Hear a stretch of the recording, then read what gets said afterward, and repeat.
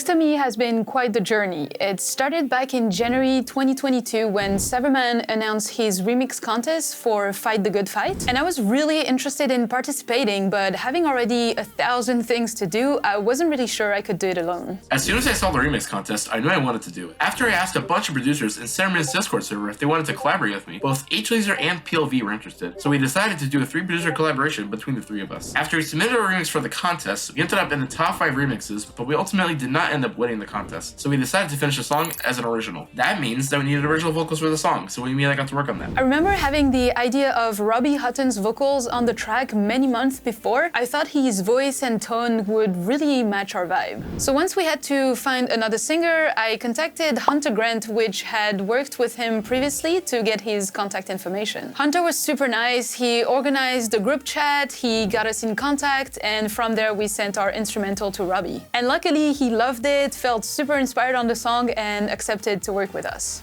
Yeah, so the guys reached out to me around the end of 2022.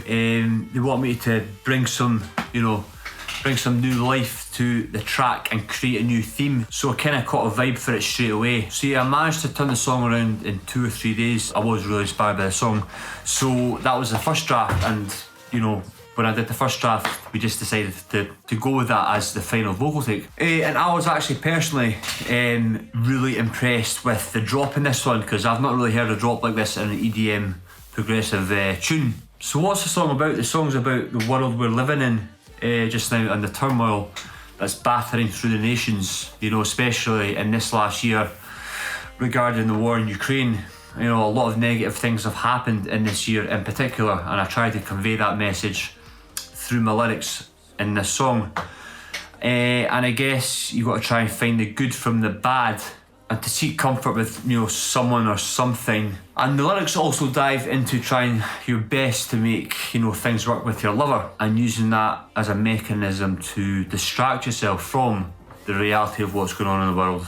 Just to recap it, pretty much, it's a story of seeking comfort through pain. After receiving the vocals from Robbie and doing several small tweaks to the song's mixing, the song was ready to be sent to labels. For about a month or 2, we kept getting rejections from other labels, but then we sent the song to Jupita and they were interested in signing it. Now, in terms of the instrumental and the production, we all had a different role in making this song come to life. At the beginning, we all kind of just tried to find a vibe, find an idea. Our goal for this song was to try to make a unique take on progressive house, trying to find something different, but still keep the traditional progressive house style. And this was the very first idea that I sent to the guys. I live my life searching for the light, and a fight through the darkness. And I think you can hear that I was already going for something darker and moodier. I went with some plucky rhythmic chords for the chord progression, just to break the standard 4-bar chord progression. And I also chose electric guitar as a bass.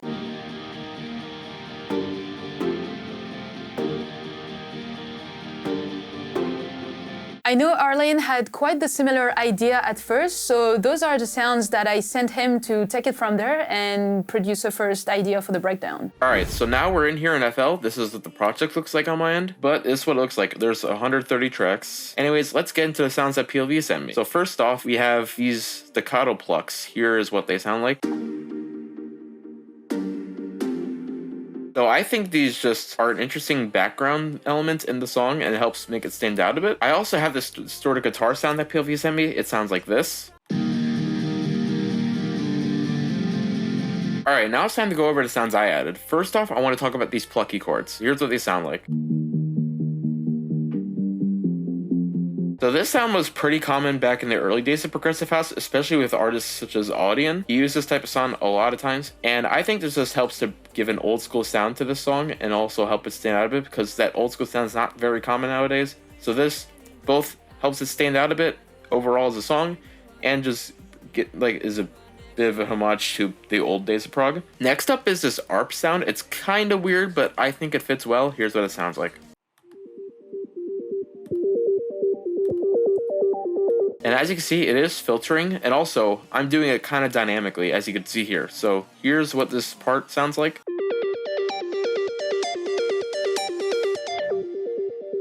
So this just adds a little bit of ear candy and dynamics to the break here.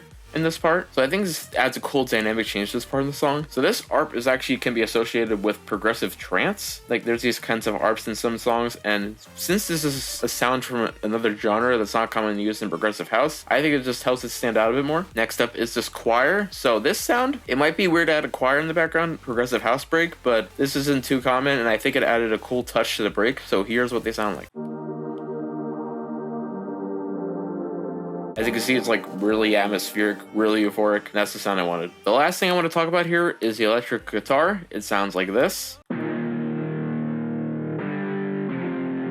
So as you can see, I actually consolidated it. So the reason I did that is because I wanted to pitch everything up in the build. So as you can see, there's a pitch automations on everything here. And I did that specifically for the effect. But the problem is in the DVS guitar plugin where the guitar power chords originate from, there's no option here to pitch this up. This pitch knob does not work because it's a third-party plugin, and this pitch knob does not work with stuff like this. So what I decided to do is consolidate it and then put it in stretch mode, put the pitch range to 12 here, and then create automation with this. The reason I put this in stretch mode, here's just a trick I want to show you quick. So if you don't have this in stretch mode, it'll either go this way or this way. It'll get shorter or longer depending on if you pitch it up or down. So you don't want that if you pitch up a sound wave file. So to solve that issue, you just put it in stretch mode and it won't change length when you're pitching it up. H-Laser could not join us for this video, and he's the one that made the drop besides these leads, which I made, but I'll explain that in my own video. Here's what the leads sound like.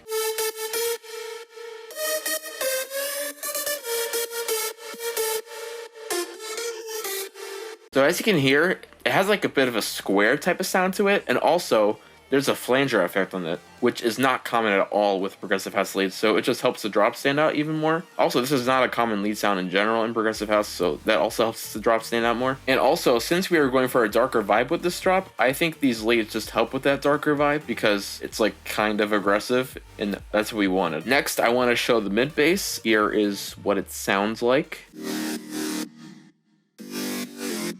So as you can hear, it's pretty aggressive and it's kind of weird in a way, but I think it gives a lot of mid frequency and bass energy in this drop, and that's what we wanted. Next, I'm going to show the drop chords. Here's what those sound like. So they're not anything too crazy, but they do help with the euphoric feel of the drop. So something I think that makes this drop really stand out is this like bass guitar, electric bass thingy. So this sound is not used in progressive house drops at all, from what I've heard. This sound is like pretty unique for progressive house drops, and that's why we added it, because we went for a more unique vibe, and this helped with that. And this also helps with the fills and stops in the first half of the drop here, so I'll just explain it with the mid bass and leads, and you'll hear this, and also the fills. So here's what it sounds like. So as you can hear, the bass guitar here, it like helps with the stops in between the mid bass and chords and the leads. That gives like a cool, unique feeling to these stops, and it helps the drop stand out more. Lastly, I just want to show all the ambiances and drums and stuff like that.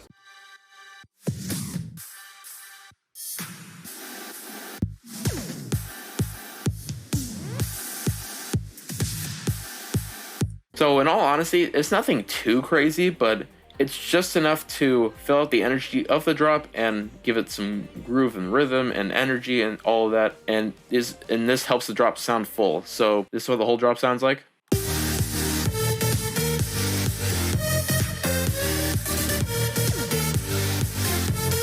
And yeah, that's about it for my explanation of my project on my end. Let's go back to PLV and she'll explain the second break. Once we had the first half of the song done, I took it over and made the arrangement by making the second half of the song. I mainly worked on the second breakdown and build-up, where I tried to bring different elements to the table. My personal favorite part is the little break or bridge that we have. I really love doing this in my song, and I felt like it was fitting perfectly in this song because it's so energetic, it's so like going.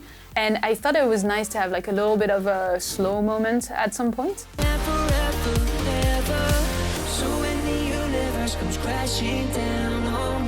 To make it, I just filtered almost all the elements and added some strings and a soft kick and a hi-hat loop to not lose the energy too much. One other main thing that I did and brought to the song is to play with the dynamic contrast to keep the listener interested. Right after the first drop, for example, I don't go back straight to the music. I leave like at least, I think, a bar empty, and then I start to add all the instruments and the kick again.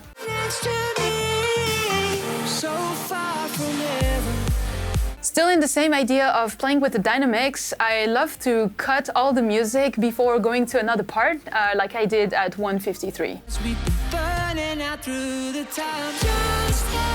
Finally, I just want to say a few words about the vocals. So if you want to see how I process these vocals, make sure to check out my video on my channel that I just posted. So basically it's a mixing and mastering and just overall showing this project and how I mix the vocals and all of that. So if you want to see how I did all of that, make sure to check out the video on my channel. And now let's go back to PLV. That's pretty much about it for the story of how we made Next to Me and how it came together. Don't hesitate to let us know in the comments if you enjoy this type of video where you get to see a bit more of the behind the scenes of how it works to collab with other musicians and producers. You can now, of course, listen to our new single, Next to Me. It will be available on all your favorite platforms. The link will be in the description. But in the meantime, keep learning, and I'll see you in the next one.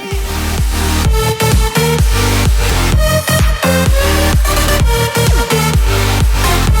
back.